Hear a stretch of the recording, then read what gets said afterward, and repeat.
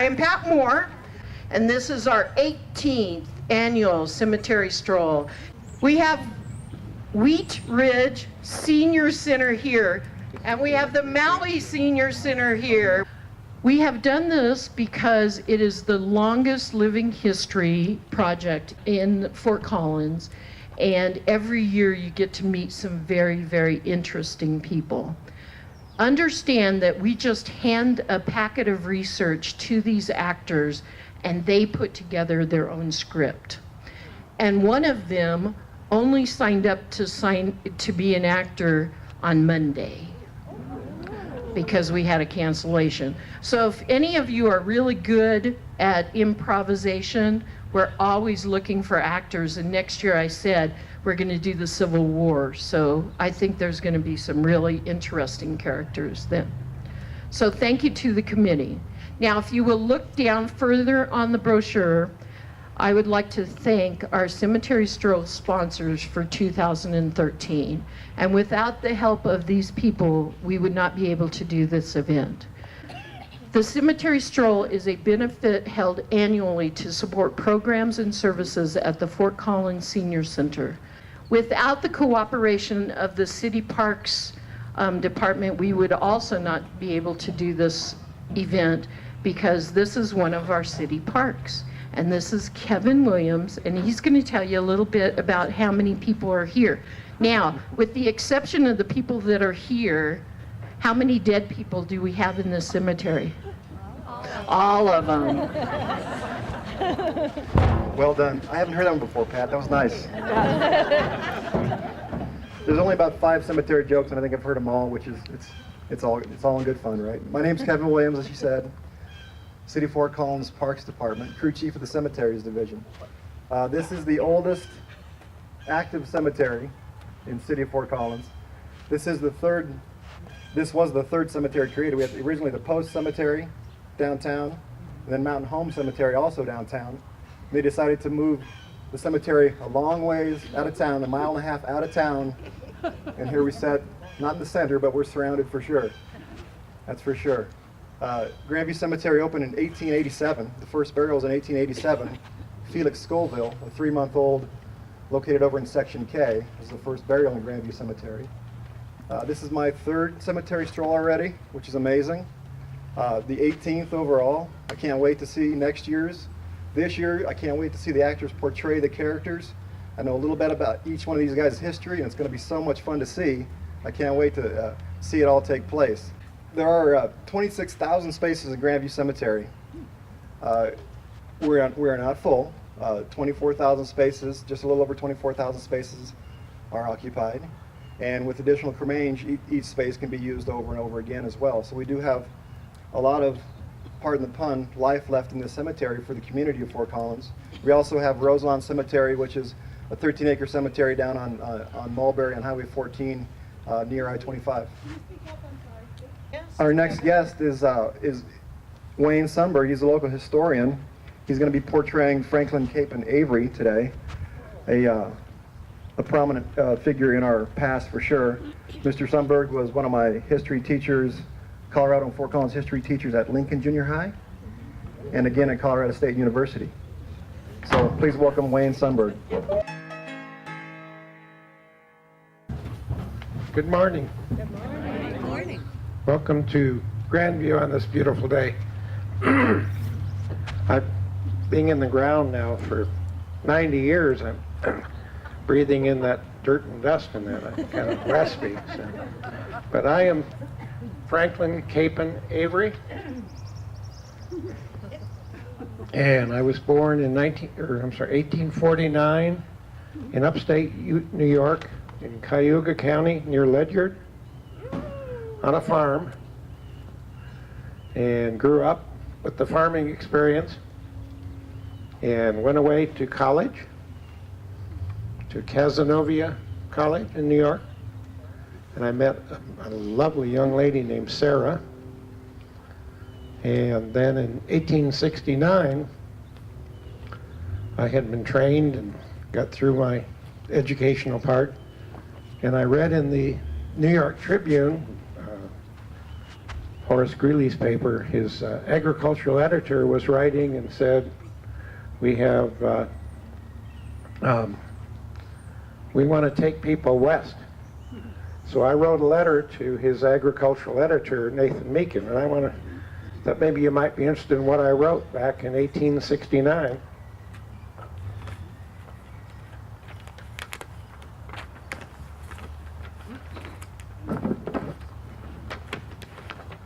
That is, if I can read my own writing.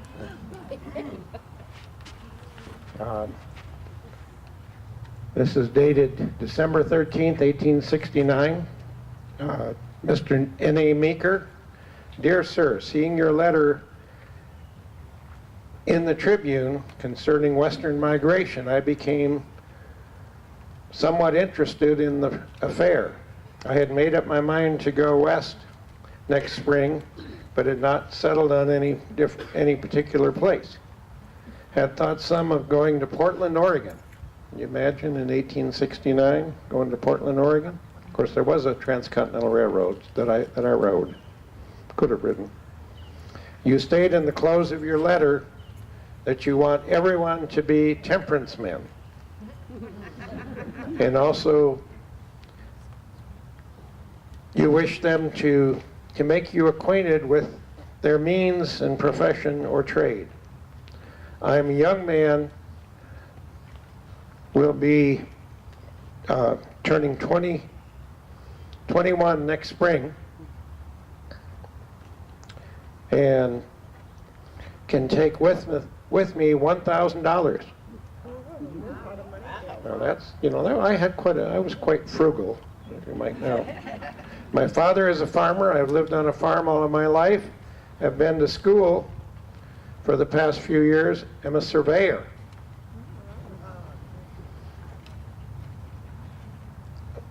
In regards to temperance, I have never had any desire to drink or to use tobacco.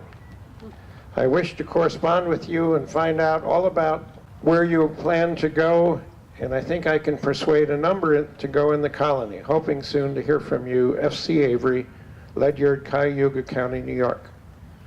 So that was how I got in with what became called the Union Colony movement. And in 1870, we headed west. Now, you probably all think of these wagon trains coming cross country, coming out west. No, we put our stuff in boxcars and we rode the train to a little tiny town with a fort called Cheyenne in the Dakota Territory. And we got on the Denver Pacific Railroad. Mr. Evans, he was one of your governors, and came down, and just north of this little town of Evans, it was kind of a rotten town because it was a railroad town. We got dumped off in the middle of the prairie, and we started a town. And in 1870, I helped lay out the town and named the east-west streets, such names as Mulberry and Oak and Cherry, and the north-south streets of this little town that we called Greeley for the people who started it. And in 1871, I said, well, I want to go back to farming. So I came to the little town of LaPorte, which was a booming town, and I lived there for a year, and then some of the people from Greeley had come over here and they said, we're going to start a town where it's not so straight-laced. We don't want to have a fence around our town and, to keep people out. They hired me and I did a plat. I laid out what is now called, I think you call it Old Town, around where the fort had been. And then that was in November of 1872. And in January, they got more land and they said, Frank, we want you to lay out a little bigger town. So then I could use the east-west, north-south streets, and so I laid out a bigger town and said, and those were good ideas we had in Greeley. So I named the north-south streets for the people who started the town, like Wedby and Peterson and Stover and Mason, Meldrum, and the east-west streets for things like Oak, and mulberry and cherry and olive and so on. In 1876, when Colorado became a state, I went back and I married Sarah and brought her out here. And in 1878, we started building a stone cottage at Mountain and Meldrum. And we moved in there in late 1879, and we raised our family, our son Edgar, and our two girls, Meddy and Ethel. We had two children that died at birth. And when you go through, you might stop and say hello to us over there, where I will maybe go back and rest for a while. We lived in that house, and in 1880, I tore down my little wooden frame building and said I'm going to have part in what Mr. Bouton and some others, you'll meet Mr. Bouton over there, Mr. Balcom, Mr. Welch decided we were going to build an opera house block. We wanted Fort Collins to be kind of an up and coming town. So in 1880, we started building the opera house block down on the 100 block of North College. And when that was finished, my Larimer County Bank went into it, my new bank. And then in 10 months later, I changed the name to a name you might have known, First National Bank. And in 1897, we moved across the street into another beautiful sandstone and brick building called today I guess you refer to it as the Avery block, and that's where my bank was. And in 1906, I built a beautiful white brick and colonnaded building across the street on the other corner of College and Mountain, and that was the First National Bank for many, many years till it was, I understand it's gone. I retired, and Sarah and I moved to California. My health was failing, and they said go to a lower climate. And in 1923, I went to sleep and never woke up until they woke me up and said, come talk to these folks. Thank you, Mr. Avery. My name is Alfred Augustus Edwards. I welcome you to my home, as it were. Now, I was born in 1851 in New Mercer, Pennsylvania, but what I'd like to talk to you first about is Colorado water law. Now, what this young woman just asked me was about the ditches here in town. She wanted to know if the Indians had dug most of them. Well, the first irrigation ditch appeared in Colorado in 750 CE, down the San Luis Valley. Now, the ditches that are around here in Fort Collins, those were all dug by the European settlers. Now, Colorado is a bit different than the rest of the country when it comes to water. The rest of the country has something called riparian water law. That means if you want to access that ditch right there, you have to have property that borders it. Well, Colorado's a little different. We have something called the Colorado Doctrine. That says that water over there is a public resource and it belongs to each and every one of us. And each and every one of us has the right to make improvements to bring the water from where it is to where we're going to use it. That makes us quite different. You see, when Colorado was settled in 1862, Congress passed the Homestead Act that allowed for settlers to come out here and settle public land, and in 1866 they passed the Mining Act, and that allowed for improvements on mines and water bodies, like I just pointed out. Let me introduce to you Mr. Riddle. Mr. Riddle, there's some people over here. Come over and say hello. Say what, Alfred? I say, Mr. Riddle, there's some people who'd like to talk to you. Come down out of the ditch. He's doing a little improvement work over there. Thanks, Alfred. What do you got to drink? Oh, got a bit of whiskey. Oh, you thought I was going to offer him the water, didn't you? Oh, friends, in Colorado, whiskey is for drinking, water is for fighting. Right. That is right. Good morning. I'm John G. Riddle. When I came out here 143 years ago, I bought a farm just north of the Poudre on what you call the west side of present-day Shields. That was an old road back then, dirt road.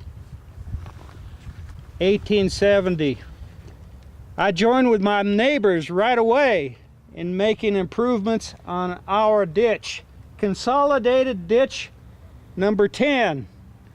We set out to expand it to be 10 foot wide and 8 foot deep. How'd we do it? We paid $2 a day for shovel labor, and if you had a team of horses, a scraper, and a plow, we gave you $4 a day. That's how we did it. We didn't have no rail in here to bring us in a steam shovel. We did it by brawn and by draft horse. It was a successful operation. We needed it. I had come from Iowa, where the earth was black and gets over twice the rainfall every year than out here in the Cache-la-Poudre Valley. They can grow 2 hay crops a year out in Iowa. We're lucky to get 1.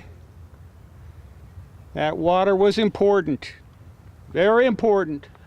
With the gates we installed and the community work we did, we made it work. It grew. By 1872, we were so busy and so involved, we found that we needed a bookkeeper. That's where we met this young whippersnapper Alfred here. He helped us along. By 1873, we incorporated. Our capital stock was $3,000, and you could buy a share if you were east of us on the ditch. What was the value of a share? 1/8 of the accrued expenditures on the ditch to date. That's the story about water and how vital it was for me. Now in 1891, when I took over the what was the Larimer County Ditch Company, a share on that water sold for $300. And in order to irrigate 160 acres, you needed 3 shares. Now in 1927, a share of that ditch water sold for $7,000. To you and I, that's about $180,000 in today's money. And you needed 2 shares to irrigate 160 acres. I came out to Fort Collins in 1869, an 18-year-old man from Pennsylvania, and my company we camped in LaPorte. I was a man of letters. The only ditch I actually dug here in town is the one right behind us as an 18-year-old man. Later, I relied on people like Mr. Riddle to do the handiwork. I actually oversaw a 3-mile tunnel dug through the Rockies from the headwaters of the Laramie River to the headwaters of the Poudre River. Now, coincidentally, that little act of engineering embroiled us in a lawsuit with the state of Wyoming.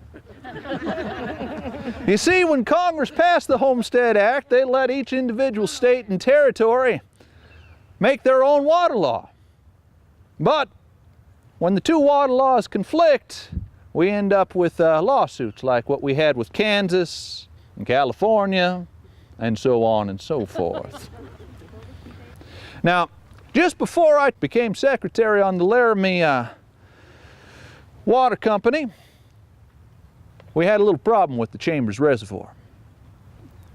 That earthen dam broke and a torrent of water came rushing down the canyon, similar to what I hear you folks had not too long ago. And we were so embroiled with suits, by the time we settled, we figured it was a good idea to change the name of the Laramie Water Company. We became the Water Transport and Storage Company. Now, there's been a lot of talk of floods, but I don't know if you folks realize that the city of Fort Collins was actually born of a flood. In 1864, the original Camp Collins was over in LaPorte, Colorado. And in 1863, what they The soldiers' diaries described as a 17-foot tall wall of water came rushing down out of the canyon, and according to the diaries, they said all you could see of their log cabins was the roofs. And so about that time we decided to relocate over where your Jefferson Street is today.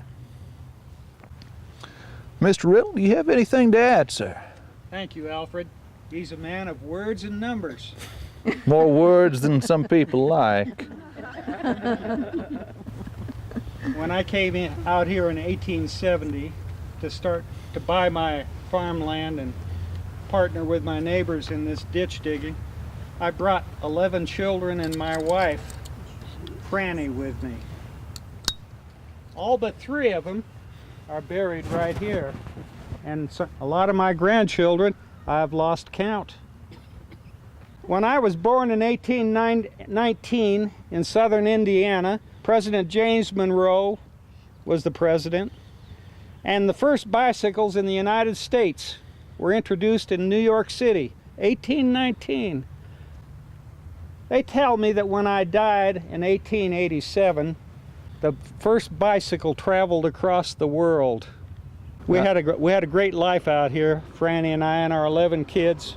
I had Shire stallions, bred them with American mares for good sturdy farm stock, good draft horse stock to work the farms out here.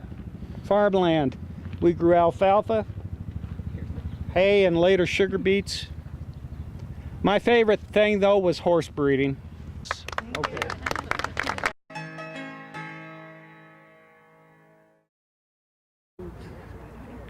Good morning. Welcome to the Grandview Cemetery and to the Bouton corner of the Grandview Cemetery. Let me make some introductions. My name is Judge J.H. Bouton. I'm buried right here.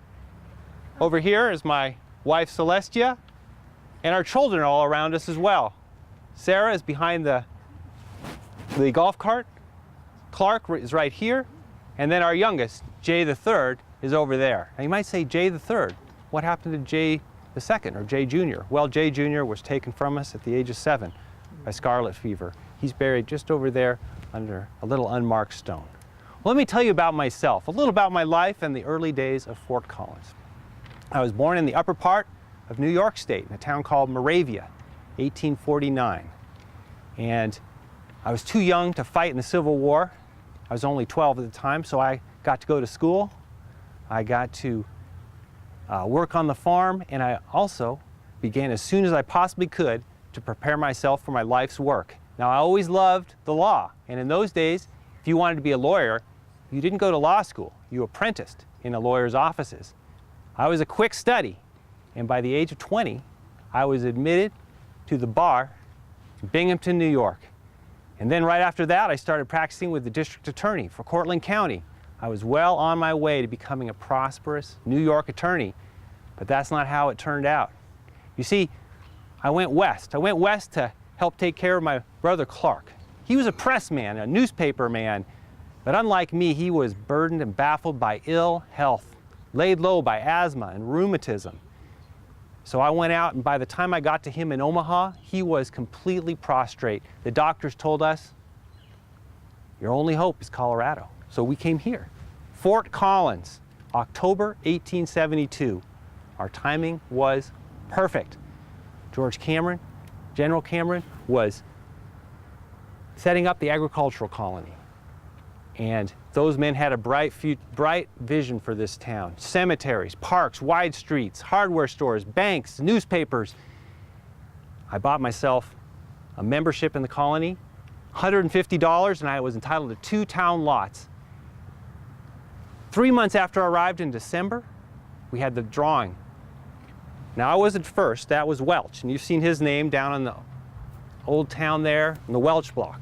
He got the first lot, northwest corner, Mountain and College. The streets were all laid out square by the colony, square to the world, north, south, east, and west. Then Avery got the next blocks, but then I got the next blocks. The next 2 lots on College Avenue, right in the middle of the block, and I didn't waste any time. I built the first commercial building on College Avenue, my law office. Practiced law in the front, then at night slept in the back. Well, things seem to be going pretty well for Clark, too. Recovered his health, short stint in Denver, he came back, named county superintendent of schools. It says it right on his gravestone there, I see. And then he realized the lifelong dream and became the founder of the Standard, which is the second newspaper in Larimer County. But ill health laid him low again for the last time. Just a few months after founding the Standard, he passed away at the age of 23. But I had cast my lot with this town. I wasn't going back to New York. My mom had come out after my father's death, and I'd met Celestia, and we married the next year in the Episcopal Church. This was a great place to be an attorney. For General Cameron and his friends knew about agriculture and industry and were learning about irrigation, but they needed a man who could draw up a contract, handle real estate transactions, or draft an ordinance. I was appointed town attorney in 1874, and life was going very well. I decided to take the next step in my career. And even though I'm a staunch Democrat in a Republican state, I won in a landslide for county court judge. And I won again 3 years later. It was glorious being a judge, walking down from my office down to the old grout where we used to hold court, docket and seal in hand, greeting everybody I met, and they'd say, "Good morning, Judge. How you doing, Judge?" I loved it. Then I lost that election in 1881, and I moved on with my life. I had many irons in the fire. I did a lot of real estate. In fact, some of the leading men in town and I decided this town needed an opera house, a place for music, concerts, and above all, the thing I love best, speeches on things like temperance, a woman's right to vote. And I was an impresario. I brought in speakers and concerts and all these things. I also moved my office into the old opera building, and they said I had the finest offices of any professional gentleman in Larimer County. I also was interested in education ever since the death of Clark. I had been reading about this German man who invented this thing called kindergarten. I thought, let's give that a try in Fort Collins. Over on Jefferson and Pine in a little room, we started a kindergarten. And you know what? That was the first kindergarten west of the Mississippi River. And then I went the next year down to the state legislature and prevailed on them to pass a law making kindergarten part of our state educational system. But you know what? I love being a judge. So in the 1890s, I ran again. First for county court judge, and then I ran for district court judge. And we had a fine new courthouse by then. People of Larimer County had built. Why did you ever tear this down? 1900s, I retired for a while, but at the ripe old age of 68, I decided I wanted to be a judge again, and I ran again for county court judge and served 8 more years until 1925. I then retired, and then just 3 months after my wife Celestia in 1928, just after Christmas, I passed away. I love being a judge, but you know, one thing I loved more was the rule of law. And let me just tell you one last story to show you. Remember how I said I lost that election in 1881? Well, what happened was, the man who's going to take my place, Leonidas Denslow, he died January 1st before he could take office. And the Board of County Commissioners, all Republicans, said, "We're going to appoint a new judge." And I said, "What? There's no vacancy. Denslow never took the office and I've never left it. The next judge should be elected by the people of this county." And they said, "No, we disagree with you, Judge." So it went up to the state Supreme Court. I held on to the bench. Then in April, middle of a trial, my clerk leaned over to me and whispered, "Judge, the court has ruled against you." I banged my gavel, stopped the proceedings, dismissed the jury, took off my robe. Because as much as I love being a judge, I love the rule of law more. And let me tell you something. In my opinion, more than wide streets or banks or hardware stores or even fine educational institutions, it is the rule of law that makes a town grow and makes a town strong. Thank you very much.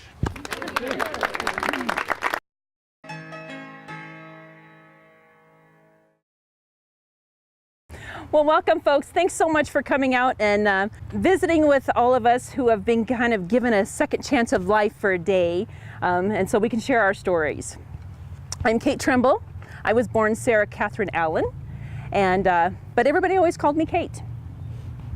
I married William H. Trimble you'll find him right there, when I was 15 years old, and he was 31. Now, back then, people really didn't think too much of that age difference. But nowadays, from my vantage point, I can see that it might be kind of scandalous. And actually, he would probably be in jail. But I loved my husband, and we had 5 children together. James, Robert, Charles, Edgar, and Martha. We came here in 1873 to visit my sister Isabel and her husband Abner Loomis. Abner had a cattle business, and because we enjoyed the area so much, William decided that he wanted to actually buy part of the business. So he did, and we didn't actually stay on that particular visit. We didn't stay for good. We went back to Missouri, got our affairs in order, since he had a mercantile business in Missouri, and then we came back permanently in 1874. When we arrived, he opened a mercantile store at 222 Linden Avenue, which I guess now is the home to a salon called Rock, Paper, Scissors. Very interesting name for a salon. Roughly about a year later, we bought a house at 257 North College Avenue, and it was the first brick house in Fort Collins. But eventually it was torn down in 1990. Now, William was running the mercantile and doing the cattle business, and so he regularly had to go back to Missouri to buy cattle and bring them back to Fort Collins. But on one of those visits, he decided that maybe bringing back sheep would be a good idea. And so he is the one that is credited with bringing merino sheep to the northern Colorado area. On another trip in 1875, he thought, well, it might be a good idea to bring some apple cuttings, to grow some apple trees here. Now back then, Fort Collins was not as lush as it is today, and most people thought that apples just wouldn't grow here. But he thought differently, and he brought back the cuttings and he planted them. He planted some out in the South College Heights area, which I gather now is where you have like Whole Foods and King Soopers. And then also some down on Mountain Avenue, closer to Old Town. And I see that it's now a parking lot, but back, I guess not too long ago, it was called Steele's Market. So those apple trees, they grew well, and they did very well. And unfortunately, 3 years after he grew them, or he planted them, William passed away before he ever saw his first crop. But August of that year, when that he passed away, we did harvest the first apples, and they were beautiful. So much so that I took a bushel of them down to the Fort Collins Courier newspaper and put them on exhibit. It was kind of my little, I told you so, for my William. And it actually, the fruit business really became, Larimer County fruit really became a sought after commodity after that. So I'm really proud of my William for having so much foresight. I was 38 when William passed away, and I still had 5 children at home. And luckily, they were all teenagers, so they were pretty much able to fend for themselves. But I continued on with all the business, the mercantile, the cattle, the apples. And I have to say I was a pretty good businesswoman. And I was one of 3 women that were the first depositors at the Poudre Valley Bank when it opened at the corner of Walnut and Linden. And I think now you all would know it as Nature's Own. So by 1880, I really decided I just really needed to be at home. I still had a very active household, and I was very active in the Christian church. I'm a very zealous religious woman. I had James, and he had since married to Laura, and they were in my home living there, and so was Charles, Robert, and Edgar. By that time, my daughter Martha, she had married Charles Sheldon, and he was the fellow who started the Poudre Valley Bank. Eventually, Charles, he married to a woman named Molly. Then in 1891, a mother's worst nightmare happened, and I lost my son James. By then, him and Laura had moved to Ogden, Utah, and I was so grief-stricken, I don't even remember how he died. I just know he did. And Laura and the kids, they came back to Fort Collins, and they lived with me for a while, and then they moved into a house on Meldrum. And then there was Edgar, my son Edgar.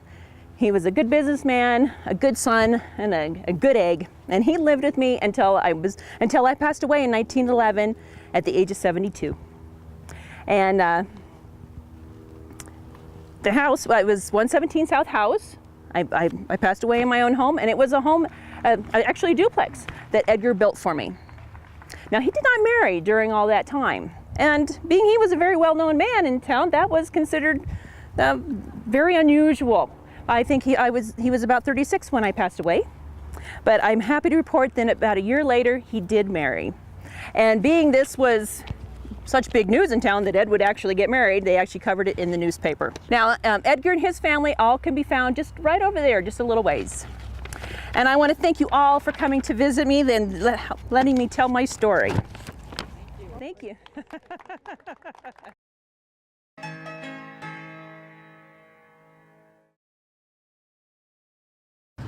Well, good morning and thank you for coming today. My name is Charley Clay, and I'm known around these parts as the first African-American man in Larimer County. I'm also known as the first African-American man in Fort Collins. My story begins in Callaway County, Missouri, where I was born a slave, October 9th, 1810, on the plantation of Mr. William Robertson. My parents were also born slaves on this same plantation, and we lived the usual life of slaves in those days. Shortly after the Civil War ended and the signing of the Emancipation Proclamation by President Abraham Lincoln, I was engaged by my master, Mr. John Robertson, who was the son of William Robertson, who had passed away during our time there, to buy me and my family's freedom. Well, the original claim was $2,000, which was an enormous sum of money at the time. So we scraped together $600 of that claim and were granted freedom. Granted this new freedom, we decided to head west, with our original destination being Sacramento, California. Along the way, I took on various jobs, but the one I seemed to be most successful at was as a cook. We made it to Fort Laramie, where we stopped, and I began cooking for the soldiers there. The time now is 1861, and I've got a busy life ahead of me. Not too long after arriving in Fort Laramie, we moved on to Fort Collins in 1865. And not long after arriving here, we moved to LaPorte, where I started a barber shop, the first one in the Poudre Valley. During those times, I shaved many prominent men. Among them was Jack Slade, who was a bad guy in those days. And some of those deeds caught up with him because later on he was lynched up in Montana for some of those bad deeds. Another interesting tidbit around that time of my life was I had the honor of cooking a meal for General Ulysses S. Grant when he came through here shortly after the Civil War ended. Funny story during cooking that meal was I had made some potatoes and put them in a steamer on the windowsill in the kitchen, busied myself with other parts of preparing the meal, and went back to get the potatoes and they were gone. I later found out that night that some of General Grant's soldiers just couldn't wait and made off with my potatoes. I guess the meal was just that good. General Grant admitted himself later on that night that the meal was just too hard to resist and he couldn't blame him. Another interesting tidbit at that time was I went out with a troop of cavalry back up to Fort Laramie, which was headed by Lieutenant Collins, who was the son of Colonel Collins, whom Fort Collins is named. Well, we got to camp there and the Indians fled, so we chased after them up into the hills. When we caught up with them, unfortunately, Lieutenant Collins' horse got frightened and dashed right into the line of the enemy. The last we saw of him, he was surrounded by Indians and he disappeared with them. Being the only African-American man in Fort Collins at the time, I got a lot of curious looks. And I was the object of interest by many in the beginning, but over time was able to adapt and fit into the fabric of the city and fit in like I had grown up here. Throughout my later years, I took on jobs like shoemaker, brewer, cook, barber, obviously, but the job I took the most pride in was becoming the city's first official trash hauler, or rag merchant as they like to call it in those days. And I held this job until my dying day. I had that job for almost 50 years of my life. My wife, Annie, who's buried here, and I had 6 children, 3 boys and 3 girls, and all of you who are parents can attest to how busy it can be raising kids, especially 6 of them. Unfortunately, Annie and I thought we lived together, but unfortunately she died early in 1892 and left me with the 6 kids. I decided not to remarry and focus on raising those 6 kids, which wasn't an easy task and very difficult at times. I take pride in being the first African-American man here in Fort Collins. And when I died, August 31st, 1910, at almost 100 years old, was more than satisfied with my life and died as a symbol of freedom and a positive example for other African Americans that followed in my footsteps.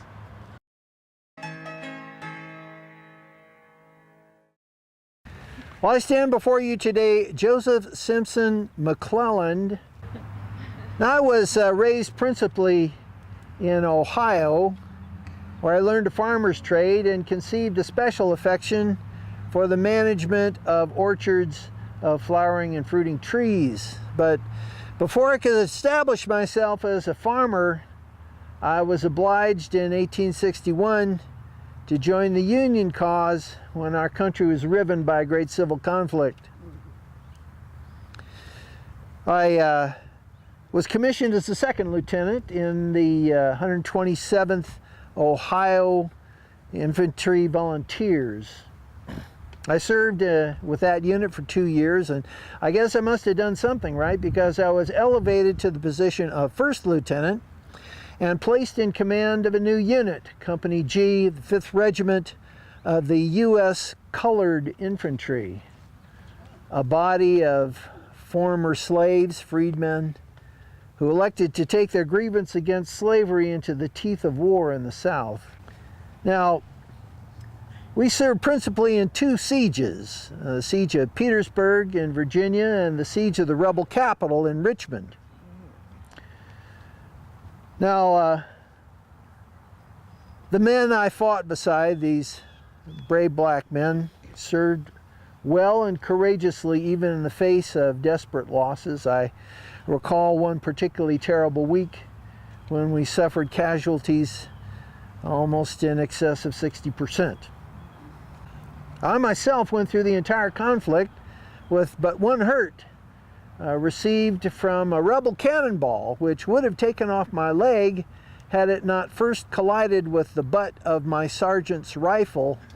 The ball, thus deflected, merely grazed my left leg, leaving me with a limp which I never resented, others having suffered far worse hurts than I. I recall particularly an occasion in which I was obliged to relieve a fellow officer on picket duty.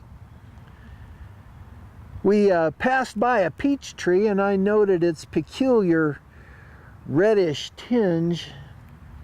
He noted it also and said that it was the product of the explosion of a 100-pound cannon shell which had blown 3 of our fellow soldiers to bits. Well, in 1865, the war being done, I returned to my wife Henrietta in Ohio. Henrietta, a wonderful woman, only 11 days my junior.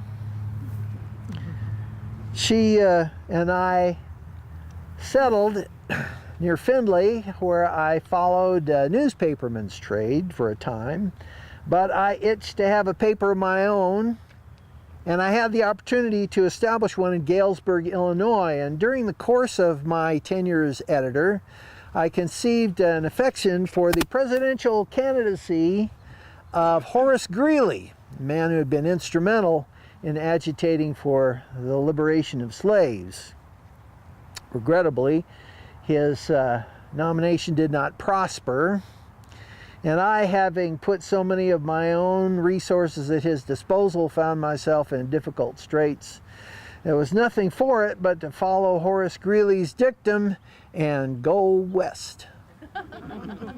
I uprooted my wife and growing family once again. We settled in Denver, Colorado, where I set to work on the Rocky Mountain News. And one day, as I was setting type for an advertisement, I noted its content.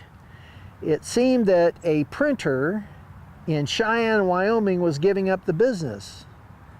Well, once you get a printer's ink in your veins, it's hard to relieve yourself of the affliction. So I instructed 2 of my sons to hitch oxen to wagons. We rode north, struck the bargain, loaded the printing press and the sundries on the wagons, and were then frozen in place for 3 days by a snowstorm in March of 1873. It's some spring weather we have around here, isn't it? Nonetheless, we were able to proceed south, and we settled here in Fort Collins, Colorado, where I had the privilege of establishing the region's first newspaper, the Larimer County Express. Now, the paper prospered, but if you know the newspaper business, it's not reliable enough to feed your family. So I filed for a homestead of half a section, 320 acres down the Fossil Creek area, and I was able to put 160 acres of it into winter wheat before the season closed. The crop prospered, as did the farm and the paper. But, you know, if you're a newspaper man, you cannot always and forever hold the affection of every last one of your neighbors. Well, there was a local blacksmith whose trade practices I took exception to in an editorial. He did not appreciate the article. And one morning he commenced to walk down the street with a whip in his hand, announcing to all and sundry that he was going to beat old Joe McClelland to within an inch of his life. Fortunately, I received intelligence of his impending arrival, secreted myself by the door, and when he burst into the shop, I grabbed the whip from his hand. His situation being reversed, he reversed his course back down the street. I in hot pursuit. I had no more trouble from that neighbor. Well, after 7 years, my daily ambulatory commute of 6 miles from the farm to come up to Fort Collins to set type for the paper and return grew to be something of a burden. Henrietta wanted a proper house, so I sold the newspaper. The fellow who bought it from me objected to my method of indexing the former issues, which was simply to place each one successively upon the other on the floor until they mounted to high stacks, making it difficult to navigate the office. So he carried all those stacks out into an open space and set them alight, thus committing to ashes the first 7 years in the history of Northern Colorado journalism. Well, the farm prospered. Henrietta and I stayed in the new house down there for 20 years. And over that time, I had the privilege of serving in a number of capacities. I was postmaster for 2 years, a member of the State Agricultural Commission, which put me in governance of the local agricultural college for a time. I served on the State Agronomical Society, a great pleasure. But in 1900, Henrietta was laid to rest here. I stayed on the farm another 4 years, but my eldest boy Henry and his wife Mady were well established, and they really needed to have the running of the place. So I moved up into town, enjoyed a retirement for 5 years before I joined Henrietta here. Now, many of you may have fruiting and flowering trees in your yards. Apples, peaches, they all do well here. Come spring, when they come into blossom once again, won't you please spare a thought for your worthy servant, Joseph McClelland. Thank you for coming.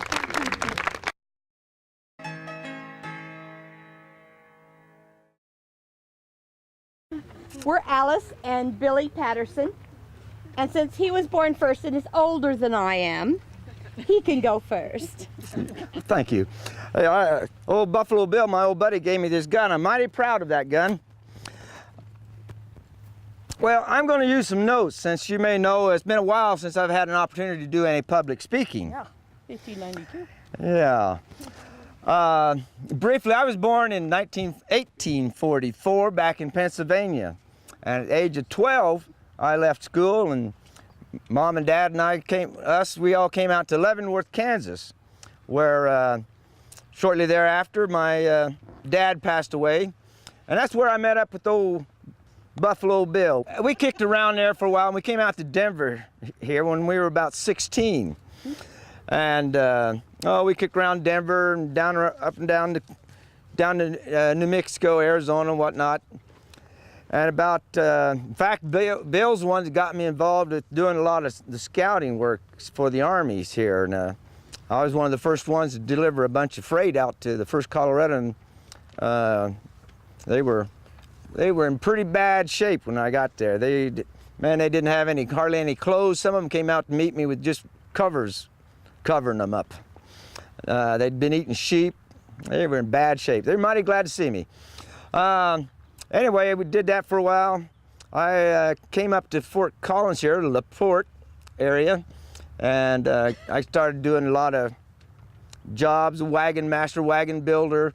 I was a superintendent of a stage line, did a lot of freighting. And about 1866 that was, and thereabouts 1867 or so, I met my wife here. It was a love match. And I will tell you, he's very modest.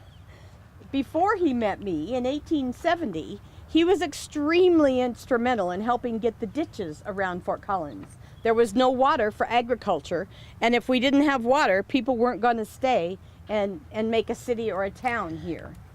He was also instrumental in helping the town survive. In Denver, people wanted to, in about 1870, they wanted to have an agricultural college in northern Colorado. So there was this fella over east named Horace Greeley, and he wanted it for their area. And our founding fathers got together and said, well, let's just try to do something so that we get that college here to help our town grow. So my sweet Billy and 4 other founding fathers donated 210 acres, 80 of which were my sweet Billy's. And he even erected trees on the site on College Avenue where Old Main was originally built. Now this was in 1870. The Old Main wasn't actually finished and ready for classes until 1879. But that was a very important part of his being a pioneer here. And I was born in Birmingham, New York on November 10th of 1848. My family moved thereafter to Wisconsin, which is where I was raised and had my education. Then in 1871, my family moved here to Fort Collins, and I was the first school teacher in the first erected building for the school. I was teacher from 1871 to about 1872, and then I met my sweet Billy. You know how those school teachers are, you know. On December 7th, 1874, after we got married then, we had 6 children, 5 girls and 1 son. Finally. It was such a big deal when we had our son. There was even an article in the newspaper that basically said, finally, A.H. Patterson has a son. I wasn't about to give up. Well, Billy traveled quite a bit to find new livestock to bring into the area, to get new livery supplies and so on, and whatever other ventures he had. And on one business trip in 1886, he went to New York. And while he was gone, my friends and family decided that I was of a disordered mind. As a matter of fact, that's the words they printed in the newspaper. They thought it was due to nervous prostration and too close attention to my household duties and the care of 6 children. And everyone thought that medical treatment would help, but it really didn't, and I became violent at times. So they telegraphed my sweet Billy, and he immediately came home. So they didn't commit me at that point in time to Pueblo as they wanted to. But Billy decided I needed a change of scene and a change of altitude. So we packed up the children and went to South Carolina to spend some time on the coast. Matter of fact, that was reported in the newspaper too, that the Patterson family was in South Carolina. And then another report that Mrs. Patterson's health is becoming much better. So we came home and I was able to stay at home. But in 1888, there was scarlet fever that hit the area. And all 6 of our children had scarlet fever. And we lost our youngest, Gracie, to the disease. So that was 1888. 1890, we had the fire that burned down this big building that Billy was very proud of that he had built. And he was very proud. distraught. Yes, I almost gave up. I started selling things and looking for other things to do. In fact, I started, some Englishmen contacted me and wanted me to find some, what you might call a game resort. And I finally found one down in Arizona, and they bought it, I guess, and they were going to put me as the manager of it with a real good salary. But, you know, that was just before I passed away, so the timing quite wasn't right. And one of the things that Bill was such a good friend of ours, he wrote a letter when he heard of the fire in 1890, and he was very distraught that we were such good friends, and if we're good friends in good times, we should be good friends in bad. And he wanted us, for anything we needed, we could call on Bill. So then in 1892, when Billy passed away, I hung on until 1900, and I was again deemed insane and committed to the asylum in Pueblo. I lived there till my death of 73 in 1921. But per my wishes, I was brought back here to be interred with my sweet Billy for eternity. No, I want to mention about the land and my old buddy Bill. Oh, yes.